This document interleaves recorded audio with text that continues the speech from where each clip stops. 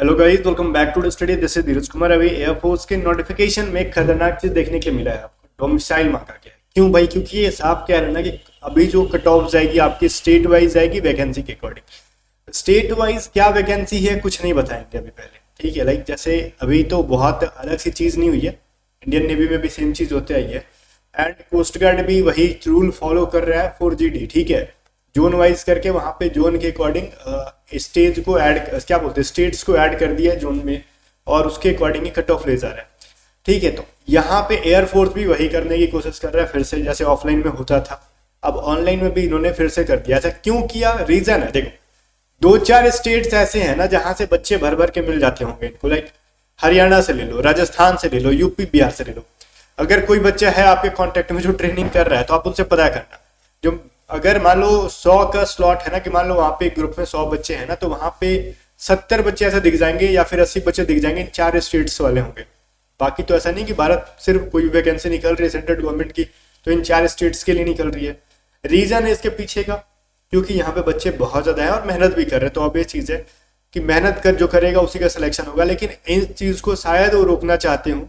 इसके लिए इन्होंने ऐसा कुछ किया कि ओवरऑल पूरे इंडिया के जो बच्चे हैं वो पार्टिसिपेट करें, भले वो कम नंबर से ही पास हो जाए लेकिन पास हो। लेकिन ये चीज मेरे को सही नहीं लगती।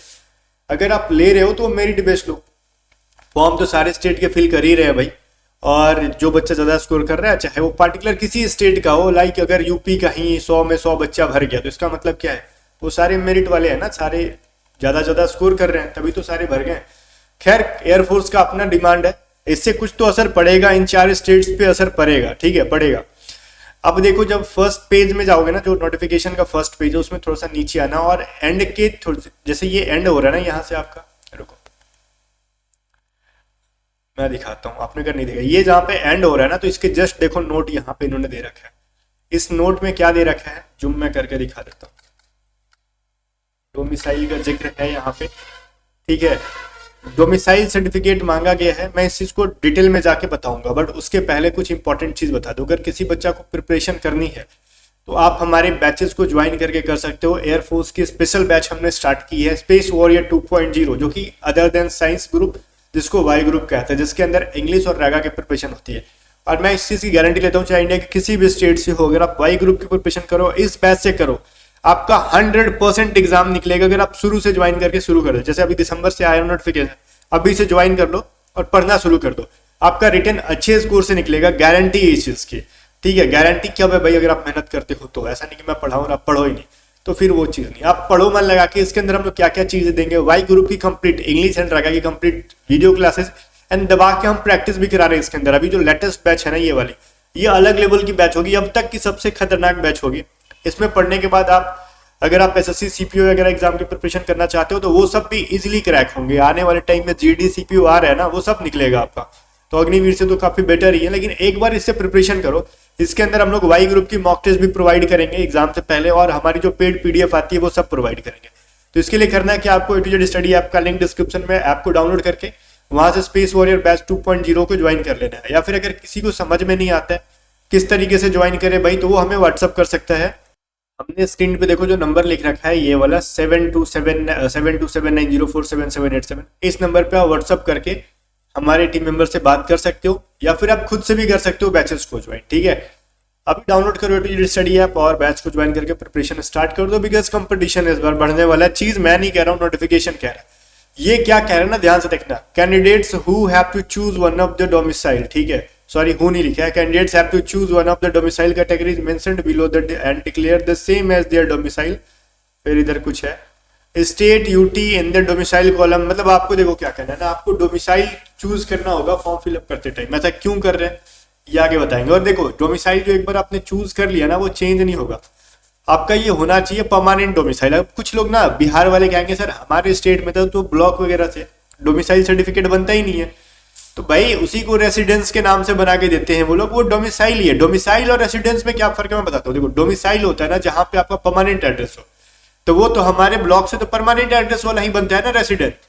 और एक रेसिडेंस बन जाता है, जैसे अदर स्टेट्स में अगर सिटी वगैरह में जाओगे तो मान लो आपका गांव कहीं और है और आप जाके रहे हो कुछ साल से, वहां का एड्रेस बनवा लिया आपने, लेकिन आप वहां के नागरिक तो नहीं होगे, आप नागरिक तो एक्चुअली बिहार के हो, लेकिन दिल्ली में जाके रह रहे हो, बनवा ले रहे हो और जी रहे हो, खा रहे हो, लेकिन आप तो नागरिक कहाँ के हो, बिहार के हो।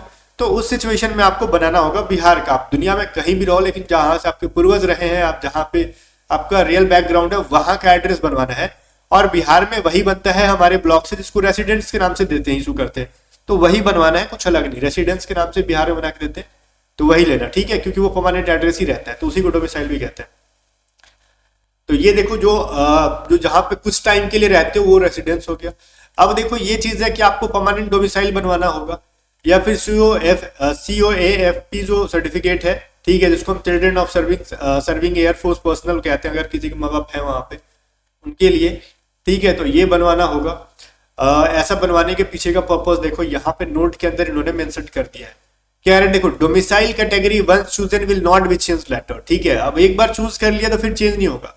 As the same will be applicable to the candidate at the same time of shortlisting for phase 2 exam and preparation of provisional selection list। PSL जब तैयार करेंगे तो उसी डोमिसाइल के अकॉर्डिंग, फेज 2 का जब रिजल्ट करेंगे तो उसी के according, and which will be done, ठीक है, ये क्या है भाई, which will be done state wise as per the vacancies allocated for each state और यूटी, ठीक है, जो यूनियन टेरेटरी है या फिर स्टेट है उनके लिए जो वैकेंसी एयरफोर्स ने एलोकेट कर रखा होगा अपने तरफ से, उसी के अकॉर्डिंग ये शॉर्टलिस्ट करेंगे बच्चों को। अब ये कितना कर रखा है ये मैं बताता हूँ, किसी को नहीं पता होता। अगर कोई यूट्यूब पे आके बोलता है ना कि हमें पता, ये ले लो, वो आपको मूर्ख बना रहा है, वो किसी को नहीं पता होता है। फिर कह रहा है as per the category choose in during registration candidate, ठीक है, as per the category choose in during registration candidate will be required to produce relevant original domicile certificate COFP, ठीक है, certificate if shortlisted for phase 2 exam for every stages of selection till enrolment. देखो जो आप upload करोगे आगे phase 2 में बुलाएंगे तो आपको डोमिसाइल, फिर आगे जितने भी मेडिकल या जितने भी स्टेजेस में आपको बुलाएंगे एनरोलमेंट तक आपको वो डोमिसाइल देना होगा। तो आप जो आपका फॉर्म फिलअप का एंड डेट है उससे पहले का डोमिसाइल सर्टिफिकेट बनवा के रख लो, ठीक है, तो ये बेटर रहेगा। एंड डेट क्या है मैं आपको बताता हूँ, 7 तारीख से तो फॉर्म फिलअप होगा ये, तब तक आपका डोमिसाइल बन के रेडी हो जाएगा। और आज है 18 दिसंबर, भैया इतना दिन नहीं लगता, पूरे ही दिसंबर में ही बना के आप रेडी कर लोगे।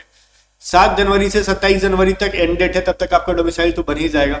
आपका आधार वगैरह में कुछ गलती है वो भी सुधर जाएगा। तो इन 2 डेट के बीच में आप चीजों को, जो भी सर्टिफिकेट बनवाना है बनवा के रेडी रखो। मैं आप तो यही कहूंगा, ये थोड़ी सी खतरनाक लेवल की चीज है। इससे असर क्या होगा मैं बताता हूँ। देखो ये जो चीजें है ना, स्पेशली उनपे लग रहा होगा। लाइक कोई बच्चा अगर बिहार से है, कोई बच्चा अगर यूपी का है, कोई अगर हरियाणा का है, कोई बच्चा राजस्थान का है, तो ये इन लोगों का थोड़ा सा हेडेक बढ़ गया। कहेंगे सर हमारे यहाँ तो बच्चे ऐसे भर भर के होते हैं, थोड़ा सा कट ऑफ जाएगा। भाई देखो जहां पे जितनी डेंसिटी है, जहां पे जितने बच्चे हैं, जनसंख्या पॉपुलेशन जहां पे, ये लोग सीट भी उसके अकॉर्डिंग एलोकेट करते हैं। फिर भी वहां पे कंपटीशन ज्यादा क्यों होता है? क्योंकि सीट ज्यादा होने के बावजूद भी वहां के बच्चे की मेंटलिटी बन गई है कि अपने को प्रिपरेशन करना है, गवर्नमेंट जॉब की तो करना है, तो भीड़ ज्यादा होगा। ठीक है, अब ज्यादा होगा तो कट ऑफ ज्यादा होगा, तो प्रिपरेशन करेंगे बच्चे तो ऑब्वियस चीज है ज्यादा स्कोर करेंगे। तो आपका अब यही काम है कि इन सब चीजों को ध्यान ना रखते हुए क्या है, क्योंकि वो सब चीजें आपके हाथ में नहीं है बदल पाना। अब आपका टारगेट यही होना चाहिए कि हम ज्यादा से ज्यादा स्कोर करें। ठीक है, मे भी आगे से बिहार, यूपी या फिर हरियाणा, राजस्थान की कट ऑफ देखने के लिए 40 के आसपास झूल जाए, तो वाई ग्रुप में, एक्स ग्रुप में 40 प्लस चला जाए, तो इसमें मैं बोल रहा हूँ स्टेज 1 के लिए। ठीक है, तो इसमें कोई शंका मत रखना, हो सकता है एनरोलमेंट में और भी से ज्यादा जाए। तो इसके लिए आपको क्या करना होगा, प्रिपरेशन कंटिन्यू करो। हम तो यही चाहेंगे कि आप हमारे बैचेस से कंटिन्यू करो, ताकि एक बार आप यहाँ से करोगे काफी चीजें निखर के आओगे और कितना भी कट ऑफ जाए आप क्लियर कर पाओगे बहुत अच्छे तरीके से। ठीक है, बैचेस के लिए A to Z study app का लिंक डिस्क्रिप्शन में डाउनलोड करो। अगर कुछ भी प्रॉब्लम आता है बैचेस से रिगार्डिंग, ऐप से रिगार्डिंग, तो आप व्हाट्सएप करके पूछ सकते हो 7279047787 पे। मिलते हैं नेक्स्ट वीडियो में, तब तक के लिए बाय बाय। वीडियो को लाइक करके शेयर कर देना।